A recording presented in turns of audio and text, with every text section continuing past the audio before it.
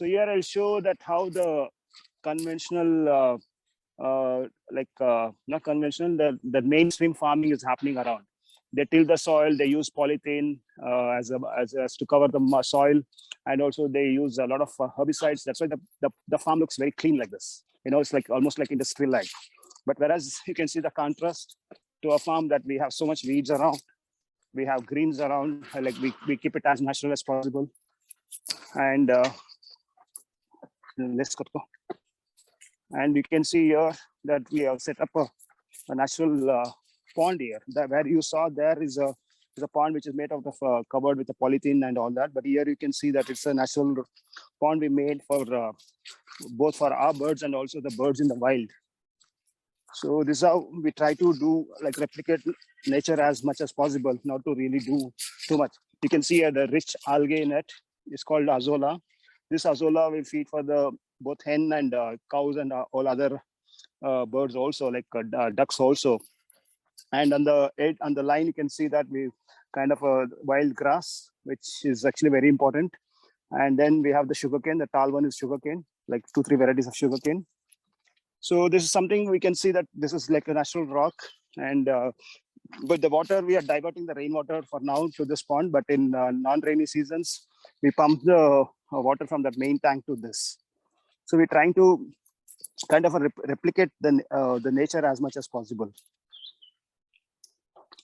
I mean, I'm just showing the little special features of what we are trying to do in this farm with the existing infrastructure, because we are on rent. We can't do too much of it. And so we try to do whatever little possible interventions possible as such. So, and here, yeah. So just a general question. So what do you hope to achieve at the end of this? Would you call it a project, or is there not an end goal and you just wish to keep expanding this project? No, ideally I started this because this project Sarjapura Curries started before COVID times. So it was housed in a neighboring village, Kallarli, next to Sarjapura, near Chambenalli. And that intention of doing that time was to kind of bring an awareness about revisit kitchen gardens, because a lot of women had given up kitchen gardens. So our intention was to revisit kitchen gardens and try to adopt a lot of wild vegetables and edible weeds around, which were naturally in abundance, that is forgotten now. And so we wanted to reintroduce them into an urban context. Like even it could be terrace gardening, or it could be, because now because the Sarjapura is not really a rural space anymore. It's like suburbs now. So there are a lot of urban gated communities also, and also you have small villages around. So in a way, they also have a lot of infrastructure wise, and so there, I see a lot of possibilities to grow food for themselves, for the families. So that's how this Sarjapura Curries started. You might have read articles about Sarjapura Curries in its many avatars till now. So we are now in this phase 2. I mean, all that COVID happened and all that. So during the peak COVID times, we just isolated ourselves and we kind of set up this farm. And also we try to sell some of our produce around, and we built some kind of a community around, through WhatsApp group and all that. And for now, we want to move on to make this place a learning place, because now the things are easing and there'll be a lot of schools open. And also Azim Premji University is here. There are a lot of students involved and they come and volunteer and all that. So we try to make this place as a learning center, because me being an artist, I'd been always teaching for a long time, with art institutions. So I wish this also place will be a kind of a hub for learning of very basic skills like gardening, farming, and also like basic skills like pottery and basket making and things like that, or even baking, for example. So there's something which is related to food and the very idea of container or vessel or something like that. These are the very first basic skills what humans learned as they evolved over the time from being hunters and gatherers. Rather on then they started growing food, and they started storing food, and they started saving, and that's how the economy and the capitalism started.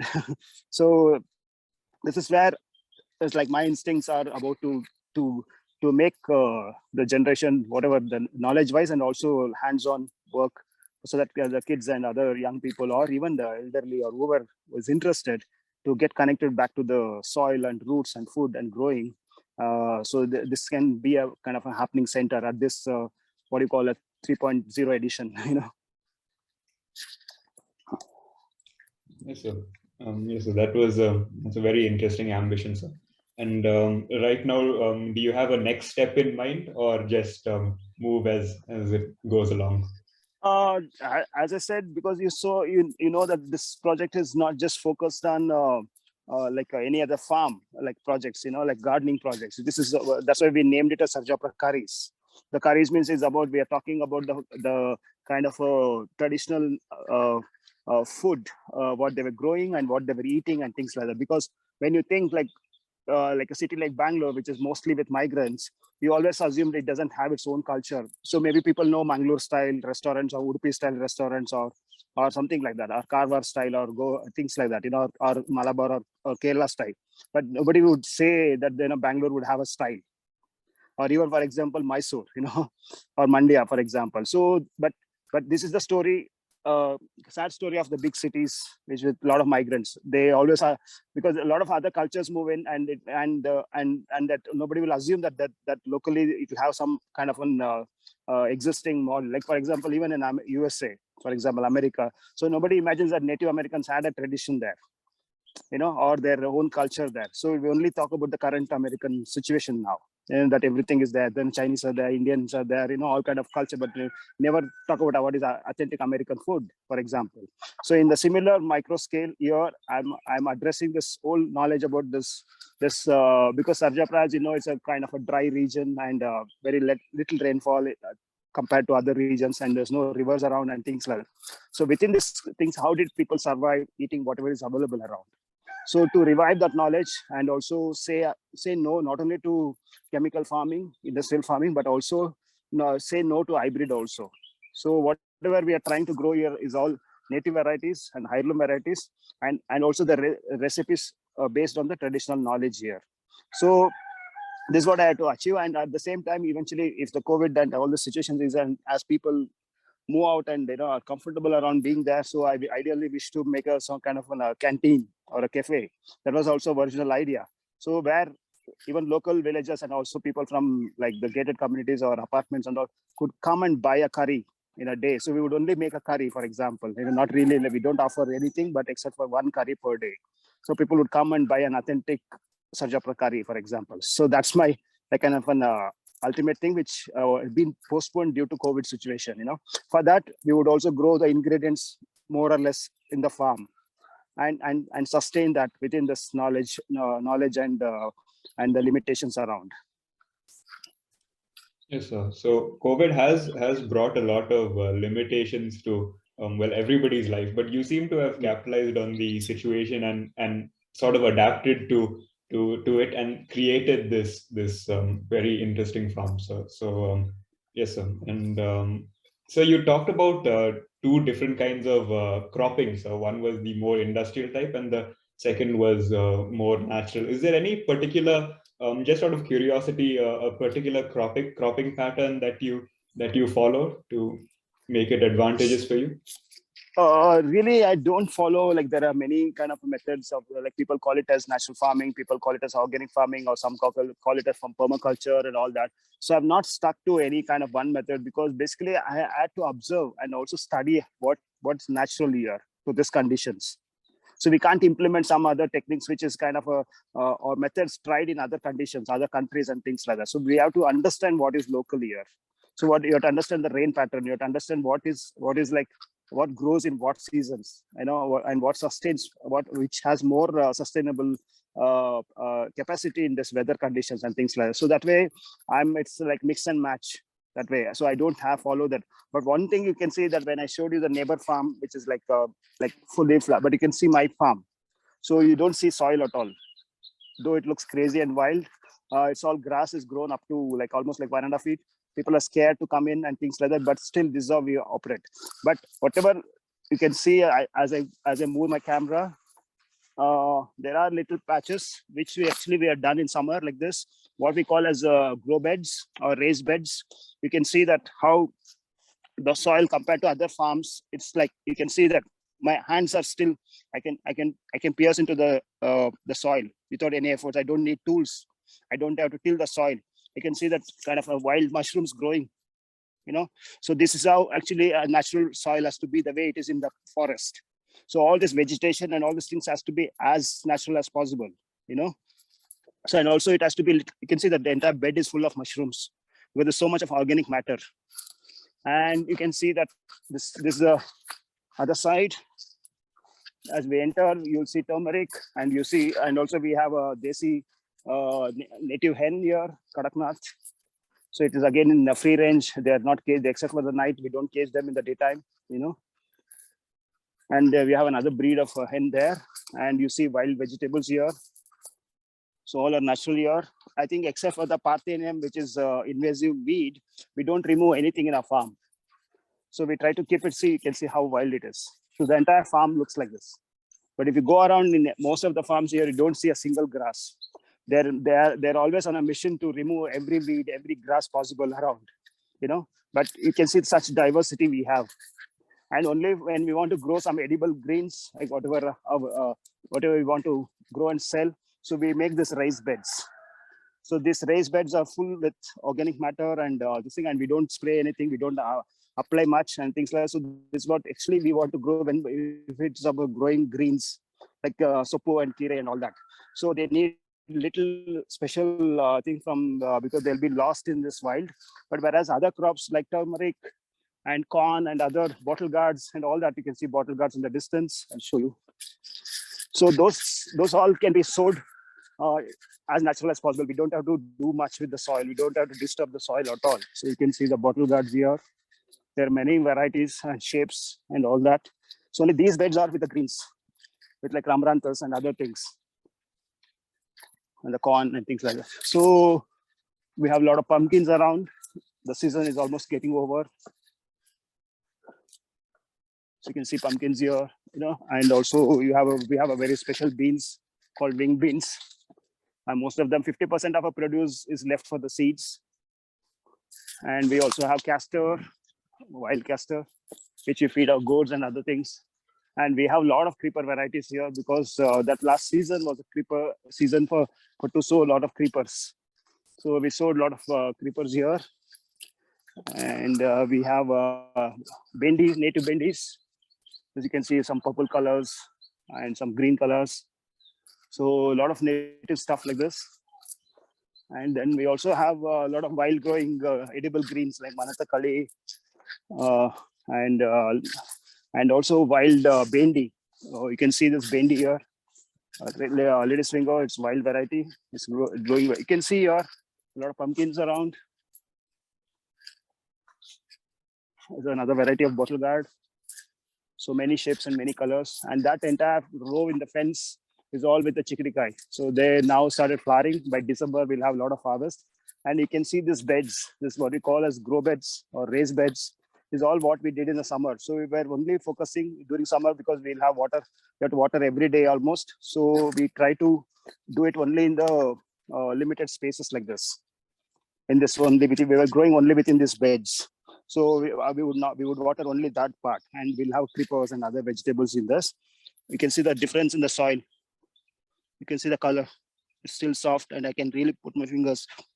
I don't have to dig or anything. But whereas you see here, it will be even difficult. I can't even reach out. Despite being kept natural as possible. Okay, now we can go with your questions. Okay. Do any of you guys have any questions you want to ask? I've been asking a lot.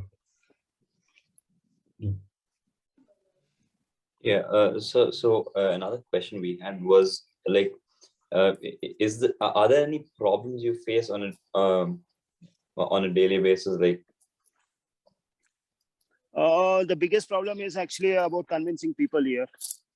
They still think I'm really impractical and I'm crazy and things like that to keep a farm like this, or the way the farm is in this condition. They really think that I'm really crazy, and they really don't get the concept at all. So this is the biggest challenge, because I'm really not focusing only on the urban folks. It's easy to convince urban folks because they're exposed to this kind of a knowledge. But here, the generation has passed and the people have forgotten what their ancestors were doing. And now they swear by what is done in the last 30, 40 years. So it could be the use of these herbicides very, what you call as roundups, or it could be use of chemical fertilizers, or it could be use of pesticides. So they swear by it. And the biggest threat for what I see as a challenge is that how much pesticides or herbicide, what we call as Roundup, are used not only in the farms but around their houses. Just because they can't, because it's a monsoon season, good rains are around, so there'll be a lot of grass like this growing. So they simply want to keep it very tidy. So what they do is, because of definitely we have labor shortage everywhere, but all they do is they buy this Roundup and spray it. That's the biggest threat, not only for the water contamination and other things, soil contamination, but also it's a threat for the pests and other things which really depend on this wild grass and wild vegetation around. And also they suffocate and die during the spray. And also it's a cancer causing chemical for humans also. Even we heard of stories, pets also getting cancer because of the spray of this thing on the grass. Yeah. Yes, sir. So, but don't you feel that the younger generation are going to be growing up to going back to all these methods that are even that are more practical and more helpful? These organic methods that you are showing us. Don't you feel that the younger generation would be more supportive of your methods? No, first of all, this farming and gardening is not fashionable with younger generation, except for somebody who has kind of got into like IT or other things, or something, some kind of a job that they are little kind of have aversion towards. So except for them, I really, or it should be, or because of the COVID, I would say that the elderly generation who are in like in the city situations, and they had little farms or patches around, so only they have moved in, or they were doing it. So other than that, I really don't see that younger generation who are like in their formative years of their careers would take up farming and gardening. But only if they had something and done and experienced something, like the way now the IT crowd is moving to farming and natural things, so like that. So it's unfortunately they would not take up farming and gardening at this age, but maybe they would do something mainstream for now, because it's they don't want to be different, for example, or they don't want to stand out, for example. They would go with the masses, whatever is whatever, I mean, what we call is the aping at this time, at this age.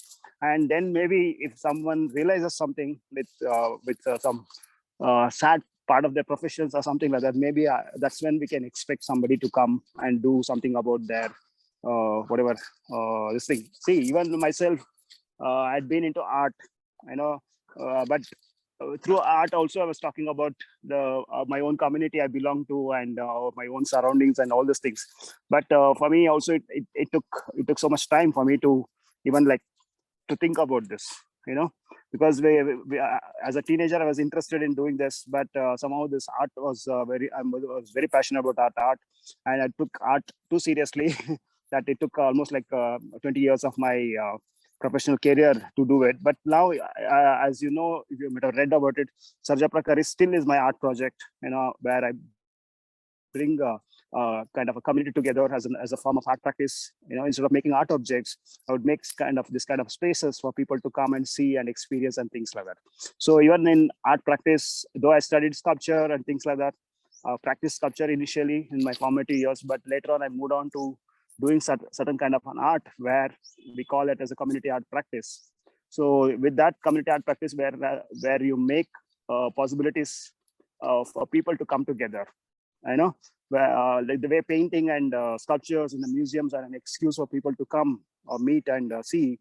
But here, maybe I can simplify to say, here this gardening and this kind of diversity, what you see here is kind of an experiential art for people, somebody to come here and experience it. Okay, so anyone else has any questions? Yeah. So, and a really important thing that you focus on is seed conservation. And according to Deccan Herald, it says that 50% of the total produce goes to seed conservation. Yes. So, yes. So, from where do you get these native seeds, and what are your thoughts about it? See, the seeds are being with some people, and unfortunately now most of these native seeds are with the urban gardeners, and no farmers in at least in the around big cities have seeds anymore. So the seeds are either it's with some few families in the interiors, or like but in urban context nobody's selling urban. I mean, of course now there are agencies, there are NGOs who are selling organic seeds and all that, but otherwise it's really not commercially available. So for that reason, you can see, as you say, as you see, there's so much of produce still hanging in the creepers, which you don't see in other farms. So why is because, as I said earlier, also the 50% of our produce is gone for seed selling only, because we still give seeds for free. I mean, not in a commercial scale, but we would give for something very few handful of seeds for people, gardeners or farmers, to propagate them and take it forward and conserve them as such. So I'm really not doing it in a very big scale, because I have to also support this project and things like that. That's why we're not like an NGO. I want to do a model which is like much more a doable model for the farmers to do. So we are not like an NGO that we would only focus on seed saving and things like that. There are many aspects here. We also want to show the farmers that they can sell the produce around. So we created a customer base where hopefully in future we will also build some kind of a weekly market for this produce around for the organic farmers. So we are working and targeting on many aspects of farming and gardening, not only to support their own families, but also to eat healthy. See, most of the farmers who are growing all these commercial vegetables and crop, they themselves don't consume them because they don't know how unethical way they're growing, about spraying and all this. So as you said, seed conservation is very important for us, so that this is the knowledge. It's like seeds is like a knowledge, so that you can pass it on and you can conserve them also.